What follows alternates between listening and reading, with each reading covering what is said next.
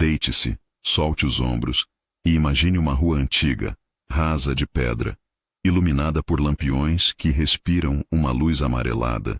Caminhamos devagar por essa rua, passo a passo, e cada lâmpada revela um trecho da história das mentes que mudam de brilho. À medida que andamos, escutamos vozes distantes. Rituais, receitas, anotações em cadernos de médicos, o rumor de famílias cansadas. Esta é a história completa do transtorno bipolar, contada como se fosse um caminho à noite, com atenção às pedras, às casas e às pessoas que cuidam. Se gosta desta narrativa tranquila e informativa, clique em curtir e siga para mais. No começo não havia hospitais brilhantes nem classificações técnicas. Havia povos que observavam mudanças no corpo e no ânimo, e as explicavam com as ferramentas que tinham. Humores do corpo, espíritos que vinham e iam, ciclos do tempo e do clima que pareciam tocar o interior das pessoas. Hipócrates, há muitos séculos, sugeriu que nossos afetos estavam ligados a fluidos, a humores que podiam se desequilibrar. Era uma explicação que trazia uma coisa útil: nomear para cuidar. Nomear para cuidar tornou-se um refrão, uma pequena bússola que reapareceria ao longo dos séculos. Nesse mundo antigo, o cuidado não era apenas médico. Era comunitário. Havia banhos, plantas, orações e o olhar atento de vizinhos ou parentes. Em muitas culturas, as mudanças intensas de humor, a alegria que vinha como um vento forte, a tristeza que se alongava como um inverno, eram vividas dentro de rotinas familiares e rituais de passagem. Nem tudo era ignorância. Havia observação longa e uma tentativa humilde de responder. O que mudou foi a forma de organizar essas observações à medida que a medicina e a sociedade se transformavam. No final do século XVIII e ao longo do XIX, as cidades cresceram, e com elas cresceram também instituições próprias para o sofrimento mental, casas de saúde, asilos, hospitais que prometiam ordem e tratamento. Essas casas eram, ao mesmo tempo, lugares de refúgio e de controle. Alguns médicos e reformadores viram nelas uma oportunidade de devolver dignidade, de tirar as pessoas das masmorras e das algemas, e outros as transformaram em grandes máquinas burocráticas, onde o indivíduo, muitas vezes, se perdia. Foi nesse ambiente que começaram a aparecer as primeiras descrições clínicas, que se parecem muito com o que hoje chamamos transtorno bipolar. Na França, no meio do século XIX, dois nomes surgem como rascunhos importantes. Jean-Pierre Falret descreveu um quadro que chamou de folie circulaire, uma condição em que os episódios de elevação do humor e de depressão pareciam retornar em ciclos. Jules Baillarger, quase na mesma época, descreveu algo que chamou de folie à double forme, um duplo modo em que a elevação e a queda se alternavam. Eram observações cuidadosas, feitas a partir de histórias de pacientes, registros e da escuta atenta de quem estava à beira do leito. Essas primeiras descrições não eram apenas rótulos. Eram tentativas de nomear padrões. E nomear era um gesto de cuidado. Quando se reconhecia que uma pessoa passava por ciclos repetidos de euforia e abatimento, tornava-se possível pensar em acompanhamento, em previsibilidade e, acima de tudo, em compreensão, e não em culpa. A frase que retornava, quase como um pequeno refrão na história clínica, era simples: nomear para cuidar. No fim do século XIX, surge outra figura decisiva para a forma como pensamos doenças mentais. Emil Kraepelin, um psiquiatra alemão, trabalhou com classificações que pretendiam separar quadros clínicos com base na evolução ao longo do tempo. Para Kraepelin, havia um conjunto de doenças que tendiam a correr com certos percursos. Algumas levavam à deterioração progressiva, outras, como aquilo que ele chamou de Manic Depressive Illness, apresentavam uma história marcada por episódios de mania e depressão, com possibilidade de retorno entre episódios. Sua contribuição foi menos uma sentença final e mais um mapa. Ao organizar os sintomas segundo curso e prognóstico, Kraepelin ajudou a medicina a pensar em trajetórias, não apenas em rótulos momentâneos. Essa decisão de classificar trouxe vantagens e limites. Por um lado, possibilitou estudos mais sistemáticos e tratamentos direcionados.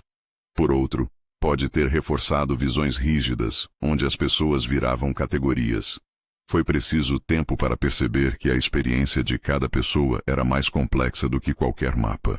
Ainda assim, as noções de ciclo afetivo e de doença maníaco-depressiva, que emergiram nesse período, serviram de base para o que mais tarde conheceríamos como transtorno bipolar.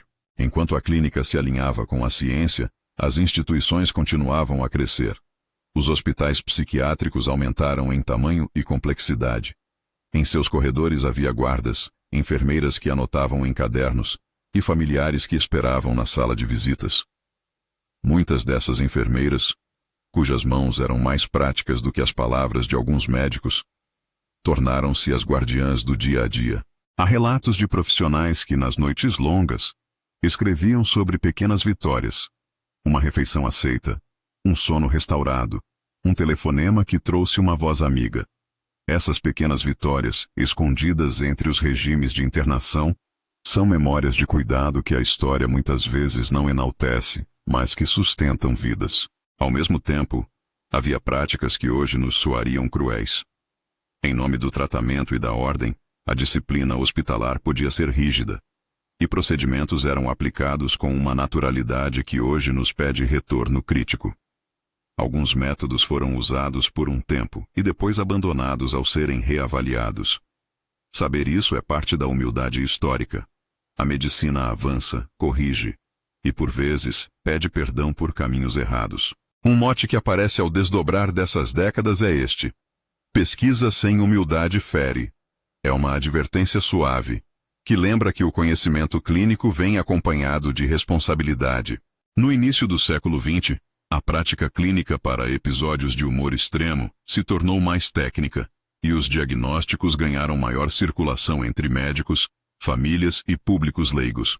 A palavra mania passou a designar episódios de atividade aumentada, pensamento acelerado, redução do sono. Depressão continuou a indicar sofrimento, lentidão, perda de interesse. As alternâncias entre esses polos foram gradualmente vistas como parte de um quadro único para muitas pessoas. Ainda assim, a distinção entre esse transtorno do humor e outras doenças mentais que envolvem perda de contato com a realidade, como algumas psicoses, precisou ser preservada para evitar confusões que prejudicariam o cuidado. Dizer isso com calma é essencial. Transtorno bipolar não é o mesmo que esquizofrenia. São trajetórias distintas, com sobreposições possíveis, mas que exigem caminhos terapêuticos e sociais diferentes. Ao longo dessas primeiras fases da história, duas ideias se firmaram. Primeiro, que a observação clínica e a classificação podem ajudar a prever e a acompanhar. Segundo, que os espaços de cuidado precisam ser humanos, que o cuidado precisa de mãos e casas. Não bastava ter um diagnóstico, era necessário viver em um ambiente que possibilitasse recuos suaves, segurança e relações que sustentassem a recuperação. A crítica aos grandes asilos, então, começou a crescer. Eram locais que protegiam, mas também aprisionavam. Havia exemplos de lugares onde a rotina, a disciplina e a distância da vida comunitária tornavam a reinserção social quase impossível. Em paralelo, o debate ético ganhou forma. Figuras reformadoras, médicos, filantropos, religiosos e familiares defenderam políticas menos punitivas e mais terapêuticas. O chamado tratamento moral, que ganhou força em alguns lugares, propunha uma medicina mais gentil, mais atenta à dignidade. Nomes como Philippe Pinel e William Tuke, vivos em memórias e livros, aparecem como símbolos dessa tentativa de descer correntes e olhar nos olhos. Eles não inventaram a compaixão, mas ajudaram a colocar a compaixão no centro das instituições. Esse gesto mudou o tom do cuidado, não apenas fechar portas, mas abrir possibilidades de convívio e trabalho. Ainda assim, nem todas as mudanças foram bem acompanhadas de recursos. Quando o Estado ou as comunidades afirmavam a necessidade de tratamento, muitas vezes não vinham junto financiamento ou redes de apoio. A institucionalização, por sua vez, gerou um movimento inverso ao longo do século XX, a deinstitucionalização. Essa foi uma resposta a práticas abusivas e à convicção de que as pessoas precisavam viver em ambientes menos isolados. A ideia era nobre e necessária, Mas em muitos lugares, a saída dos hospitais não foi acompanhada por habitação adequada, emprego ou serviços comunitários. O resultado, em alguns territórios, foi uma nova forma de exclusão, agora nas ruas. A política social mostrou-se então tão decisiva quanto a medicina. Sem casas e sem emprego, sem redes de apoio, o tratamento perde parte do seu sentido. Seguindo o fio da história, chegamos ao ponto em que a medicina buscou ferramentas que atuassem diretamente sobre os episódios agudos. Algumas terapias somáticas começaram a ser aplicadas, com eficácia em casos severos. A eletroconvulsoterapia, conhecida como ECT, foi desenvolvida e mostrou-se capaz de aliviar episódios depressivos graves e, em certas situações, a mania refratária. Foi uma técnica que divide sentimentos. Trouxe esperança a muitos e medo a outros. A narrativa da ECT exige cuidado. Explicar que ela pode ser eficaz, que é usada com critérios, que requer consentimento quando possível e que, como qualquer intervenção, tem efeitos e riscos que precisam ser ponderados. Aqui reaparece outro refrão. Pesquisa sem humildade fere. Aplicar intervenções poderosas exige responsabilidade, protocolos e escuta. Enquanto as terapias somáticas ganhavam espaço, também crescia a busca por medicamentos que modulassem o humor de forma duradoura.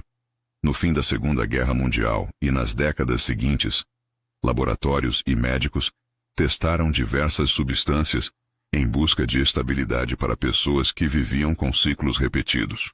Uma descoberta, em particular, mudaria o curso de muitas vidas e se tornaria um marco simbólico da modernidade psiquiátrica. A identificação do efeito estabilizador de uma substância simples, o lítio, por John Cade, em 1949. Mais adiante, clinicamente e em pesquisas, Mogens Scholl seria um importante divulgador e defensor do uso do lítio de forma sistemática, mostrando sua eficácia em prevenir episódios e reduzir o risco de recaída para muitas pessoas. É importante dizer isso com calma.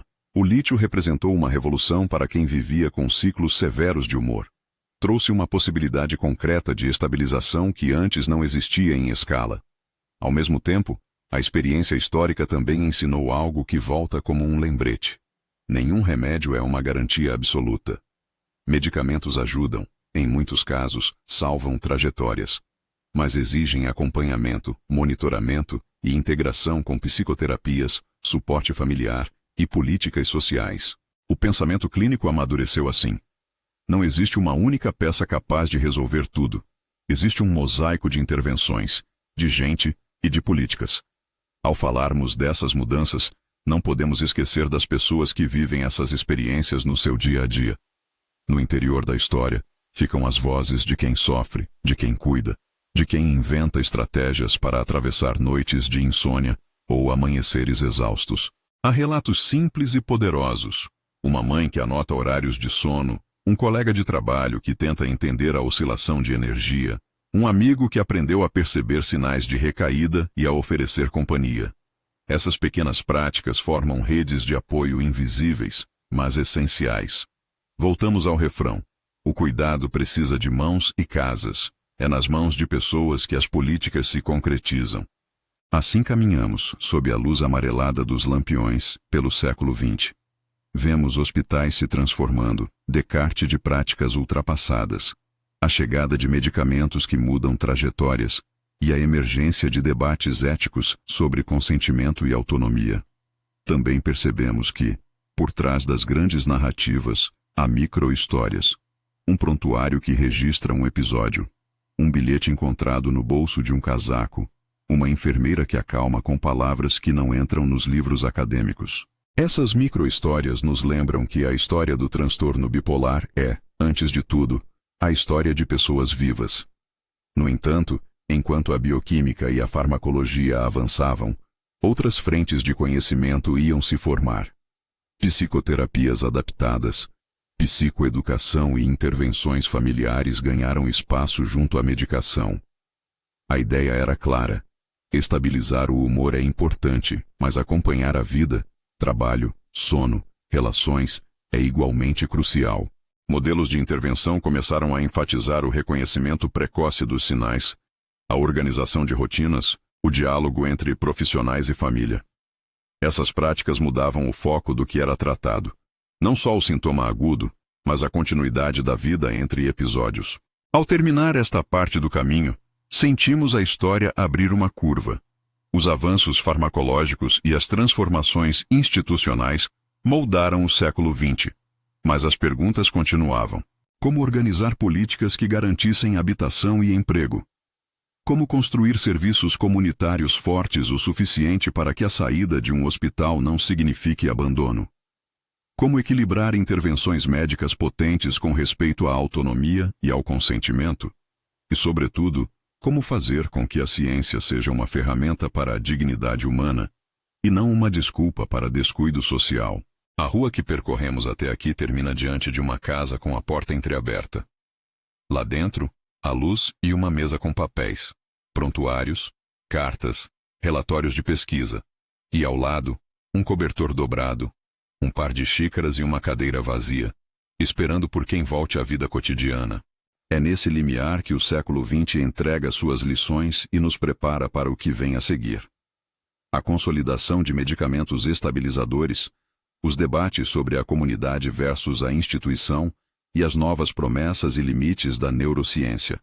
Ainda há muito a contar sobre as jornadas individuais, sobre os movimentos de defesa de direitos e sobre as políticas que transformam habitações em lares. Há também outra linha, que leva às descobertas biológicas, à genética e às imagens do cérebro. Uma linha que não substituirá a história humana, mas que contribuirá para entendê-la. Antes de seguirmos, vale reafirmar com calma um ponto essencial. Transtorno bipolar é uma condição caracterizada por episódios de humor que podem oscilar entre elevações, mania ou hipomania, e depressões. Essas oscilações compõem, para muitas pessoas, uma vida que exige acompanhamento contínuo. Distinguimos isso de outras condições em que a perda de contato com a realidade é mais persistente.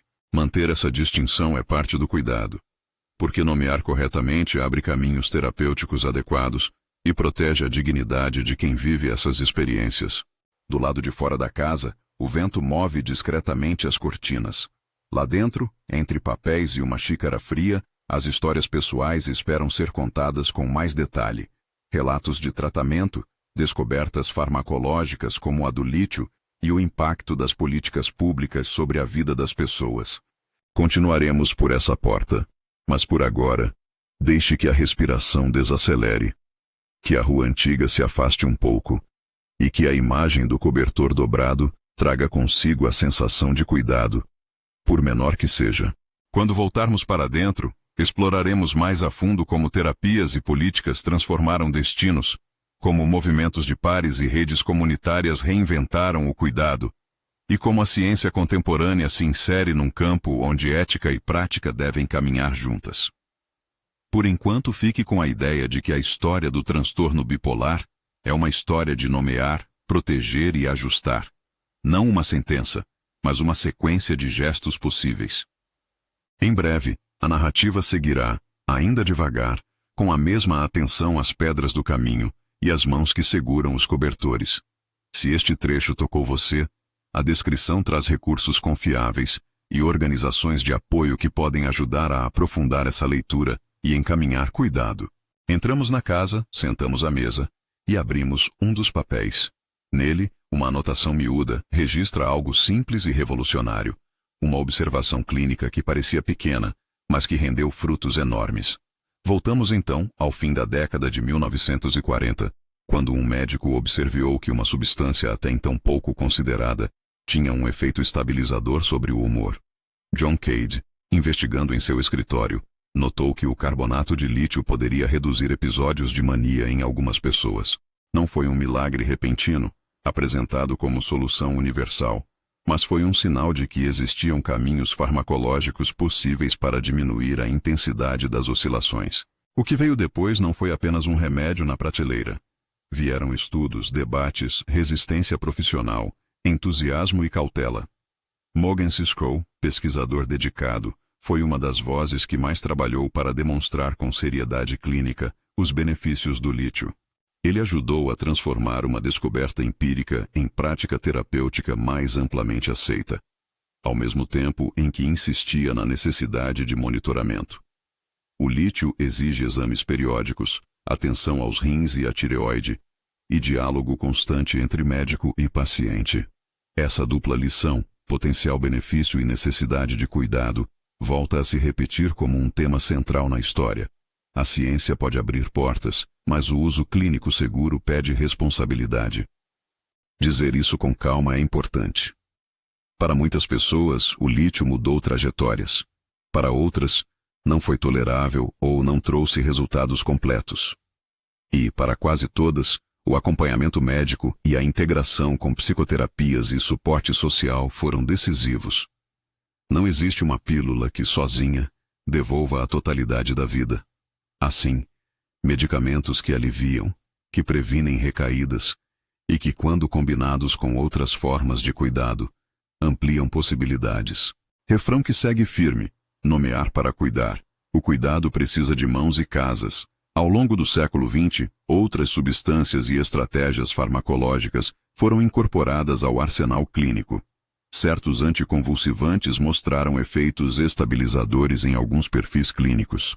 Antidepressivos passaram a ser usados com cautela nas fases depressivas, muitas vezes associados a estabilizadores para reduzir o risco de induzir episódios de elevação. Antipsicóticos atípicos, desenvolvidos mais tarde, ganharam espaço como auxiliares no manejo de mania e como manutenção em alguns quadros. Cada uma dessas introduções trouxe não só promessa, mas também perguntas. Qual o equilíbrio entre benefício e efeito colateral? Como respeitar a autonomia da pessoa diante de intervenções que mexem com o corpo e com a mente?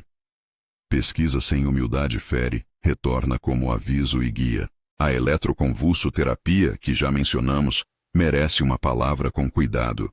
Desenvolvida em meados do século XX, a ECT provou-se efetiva em depressões graves e em mania resistente a medicamentos. A experiência histórica dessa técnica é ambivalente. Foi usada de maneiras que causaram medo e também de maneiras que salvaram vidas. Hoje, quando aplicada com protocolos modernos, anestesia e monitorização, a ECT pode ser um recurso que recupera o sono, o apetite e o pensamento de pessoas que estavam imobilizadas pela depressão. Ainda assim, a sua menção exige sempre a ênfase na necessidade de consentimento, na explicação dos riscos e na busca por alternativas quando possível. A ética clínica e o protagonismo da pessoa tratada são tão importantes quanto a eficácia da técnica. Enquanto a farmacologia avançava, a terapia psicológica também se adaptou ao ritmo dos ciclos afetivos. Terapias focadas em estabilizar rotinas de sono e atividade, como a terapia interpessoal e de ritmos sociais, e abordagens cognitivo-comportamentais adaptadas para a bipolaridade trouxeram ferramentas práticas. A psicoeducação, simples em aparência, mostrou-se poderosa. Quando pessoas e famílias aprendem a identificar sinais precoces de mudança de humor, quando elaboram planos de crise e quando compreendem a importância da regularidade do sono e da medicação, o risco de hospitalizações e de episódios graves tende a diminuir. Estruturas familiares que acolhem e que aprendem juntas, sem culpa, aumentam a resiliência. Outra vez, o refrão se apresenta. O cuidado precisa de mãos e casas. No mesmo compasso, surgiram modelos de cuidado que ampliaram o campo para além do consultório. Intervenções de apoio à habitação, programas de emprego apoiado e serviços integrados de saúde mental demonstraram que a recuperação é tão social quanto clínica.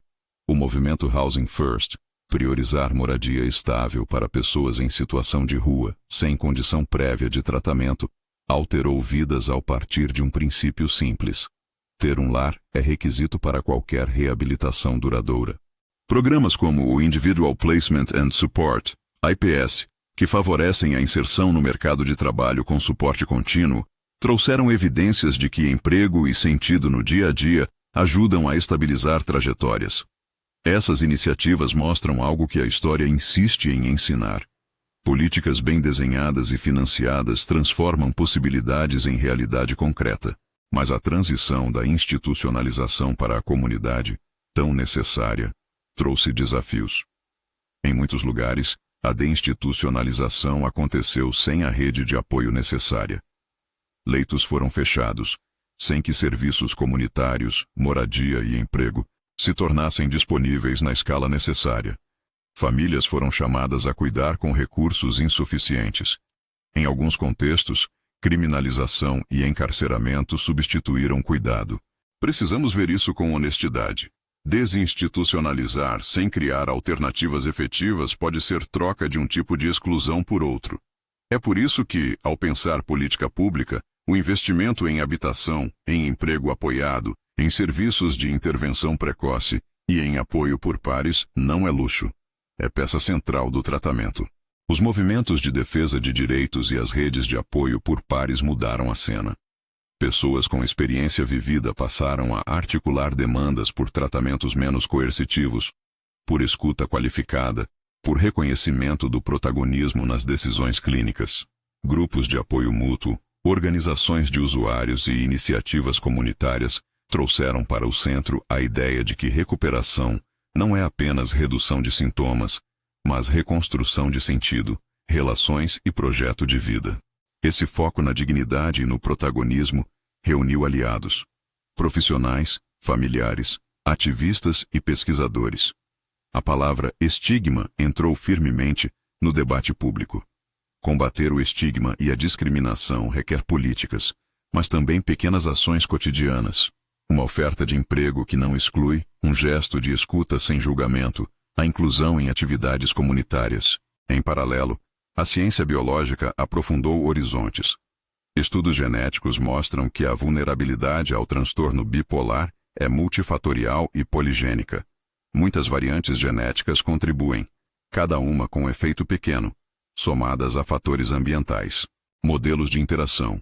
Gene e ambiente explicam por que uma mesma predisposição genética pode resultar em trajetórias distintas, dependendo de contextos.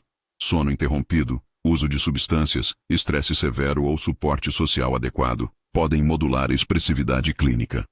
A neuroimagem mapeia diferenças funcionais e estruturais em circuitos relacionados ao processamento de recompensa, regulação emocional e sono. Mas esses achados são correlações, não certezas. É importante dizer isto com clareza. A presença de certa alteração em imagem não determina um destino individual. Trata-se de pistas que ajudam a construir hipóteses e a pensar em intervenções. Quando algo científico é incerto, convém dizer: ainda não sabemos tudo, e manter a humildade epistemológica. A neurociência contemporânea avança com cuidado em áreas como biomarcadores e preditores de risco. Mas a aplicação clínica ampla ainda é, em muitos pontos, indefinido. Estudos de predição precoce e de intervenção em fases iniciais mostram promessa. Identificar sinais sutis antes que um curso mais severo se estabeleça e oferecer intervenções integradas pode reduzir danos. Modelos de atenção precoce, inspirados em práticas em outras áreas da psiquiatria, como esquizofrenia, têm sido adaptados para o transtorno bipolar. Esses programas, quando bem implementados, combinam monitoramento, psicoeducação, suporte familiar e, ocasionalmente, medicação com supervisão cuidadosa. São exemplos de como ciência e serviço podem convergir, mantendo o princípio de que a pesquisa sem humildade fere se não considerar a pessoa em seu contexto. A atenção contemporânea também se volta para intervenções comunitárias e digitais. Ferramentas que ajudam a monitorar o sono e a atividade, aplicativos de psicoeducação e plataformas de suporte por pares na internet ampliam o leque de recursos. Elas não substituem o cuidado humano, mas podem complementar. O uso dessas ferramentas exige critérios, segurança de dados, evidência de eficácia e integração com serviços presenciais. De novo, o equilíbrio entre promessa e prudência é essencial. Olhemos por um momento para as experiências de vida. Micro-histórias que iluminam o macro. Pensa-se numa pessoa que, após anos de idas e vindas a emergências, encontra um programa que combina estabilização medicamentosa, terapia familiar e um emprego apoiado num pequeno café.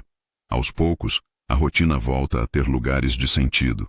Café da manhã, a horas regulares, mensagens com colegas, um sono mais previsível. Não é uma linha reta. Há recaídas, há noites difíceis, há ajustes de medicação. Mas a conjunção de tratamento clínico correto, apoio social e participação ativa dessa pessoa nas decisões cria uma diferenciação fundamental. Não se trata de promessa de cura absoluta. Trata-se de possibilitar que a pessoa viva com menos sofrimento e mais controle sobre sua trajetória. As políticas públicas, por sua vez, têm poder sobre essas vias possíveis.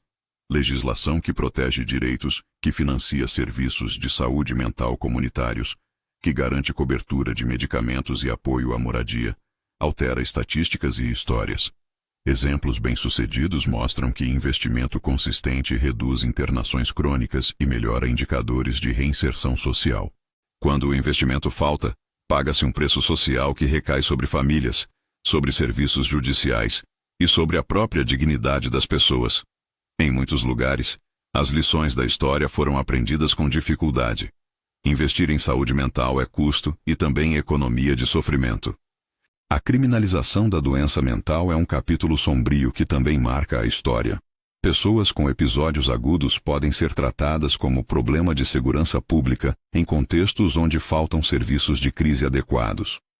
Isso reforça a exclusão, trauma e desconfiança. Construir rotas alternativas, serviços de acolhimento 24 horas, equipes de intervenção em crise que atuem com respeito e foco na redução de dano, centros de dia acolhedores, é uma resposta que parte da compreensão de que punir não resolve sofrimento. Em vez disso, criar mecanismos de cuidado responsivo e humano reduz a necessidade de respostas punitivas. A ética clínica, nesse panorama, não é acessório. Decisões sobre internação involuntária, sobre consentimento para tratamentos, sobre o uso de medidas coercitivas, exigem critérios rigorosos, transparência e revisão.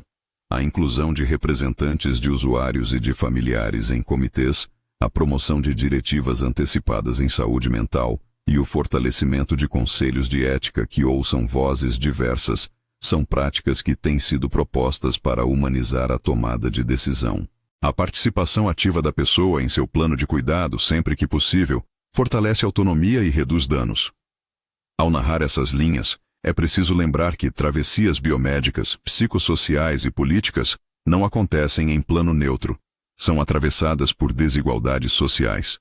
Acesso desigual a serviços, diferenciações de gênero, raça, renda e localização geográfica moldam trajetórias. Pessoas em contextos vulneráveis acumulam riscos.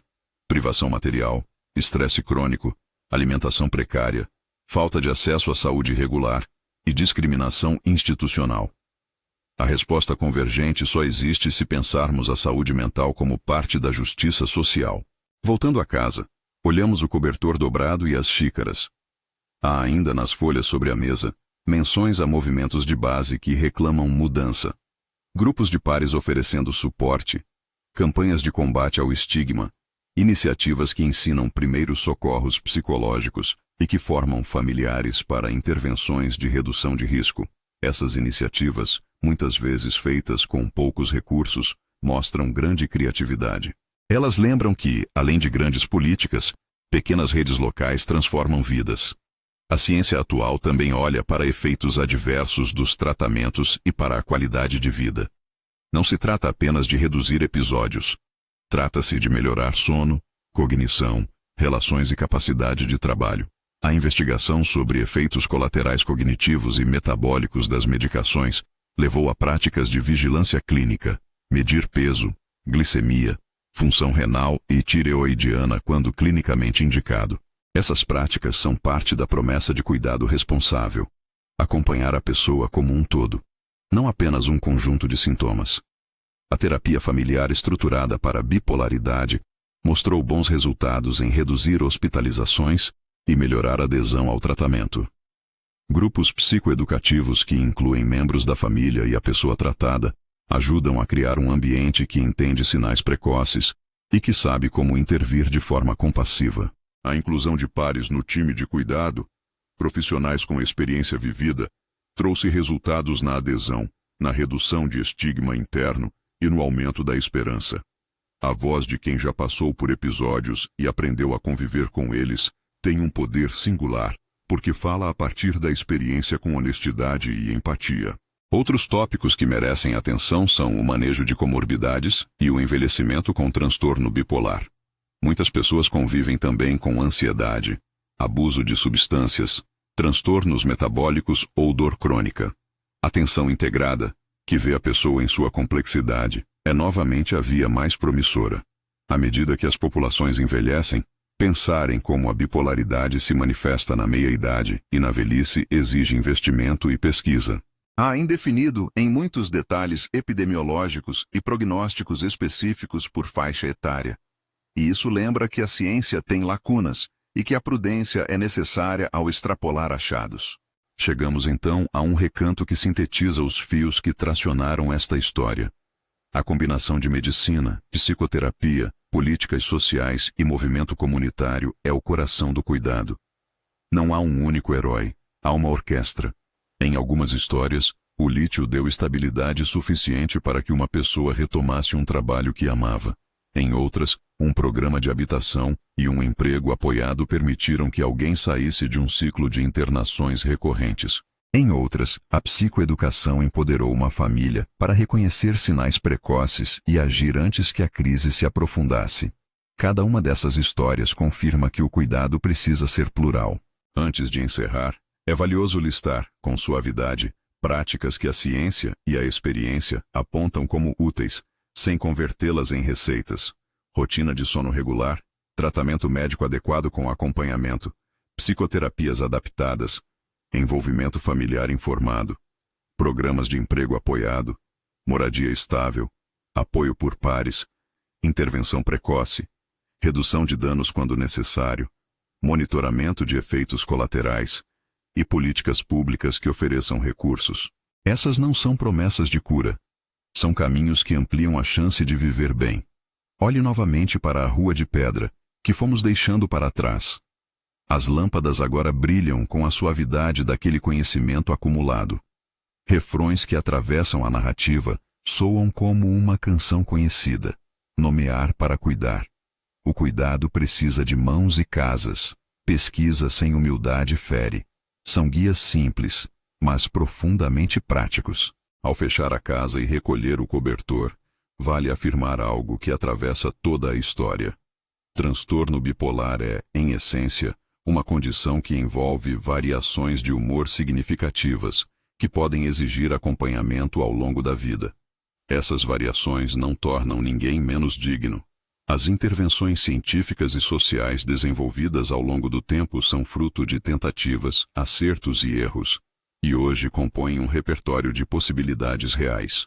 O que a história nos ensina, repetidas vezes, é que sozinhos os remédios não bastam, e que sem políticas públicas adequadas e sem comunidades de apoio, o cuidado perde força. Fecho com imagens de mansidão. Imagine uma janela entreaberta, cortinas que se movem leve ao vento, uma xícara de chá descansando numa mesa, uma cadeira onde alguém senta para conversar sem pressa. Pense nas pequenas redes que acendem uma luz, um amigo que liga, uma equipe de saúde que responde, um bairro que oferece espaço para a reinserção. Essas imagens não prometem um final definitivo, mas convidam à prática cotidiana de respeito e de cuidado. Se este tema tocou você, na descrição deste áudio há links para recursos confiáveis e organizações de apoio que podem orientar mais adiante. E lembre-se, a ciência é uma ferramenta valiosa, mas sozinha não é destino. A dignidade, a escuta e o compromisso social são a base sobre a qual construímos cuidado possível. Agora, deixe que a respiração desacelere. Imagine as lâmpadas da rua se afastando, a casa com a porta fechada de maneira segura, e o cobertor que ali ficou cobrindo quem retorna à vida cotidiana. Boa noite.